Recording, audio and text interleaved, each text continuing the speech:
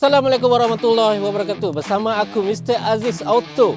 So, hari ni aku nak review kat korang kereta yang bulanan dia harga 400 ke bawah. So, kereta ni bulanan boleh dapat 300 lebih bang.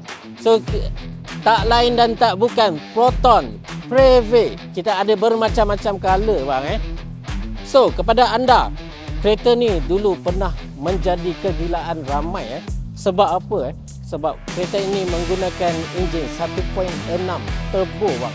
Turbo bang, atas jalan kalau anda bawa memang stabil habis bang. Kereta ni memang tak goyang disebabkan apa? Dia punya handling by Lotus bang. So handling dia memang padu atas highway bang. Okey, kereta ni 1.6 road tax lebih kurang RM90 bang. Memang mampu milik bang. Okey, kereta ni kita nak jual dengan harga 20 lebih bang. Lebih kurang 23,800 belum masuk insurans, belum masuk road tax. Tengok dalaman dia bang Steering dia pun ada button untuk control radio dan sebagainya bang So kereta ni menggunakan push start button memang premium lah bang. Memang premium habis bang.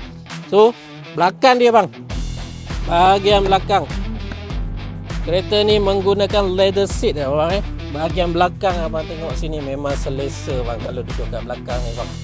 Memang boleh tidur bang kalau duduk belakang ni sebab apa? Selesa habis bang. So kalau anda nak rasa nak naik kereta yang premium, harga yang murah, ini adalah kereta ni. Abang tengok cantik bang. Siap spoiler bang kita bagi bang. Anda nak naik kereta yang ada safety features yang tinggi, ini kereta dia bang. Ini kereta dia bang. Okey, macam biasa kalau berminat wasabi saya. Terima kasih. Assalamualaikum.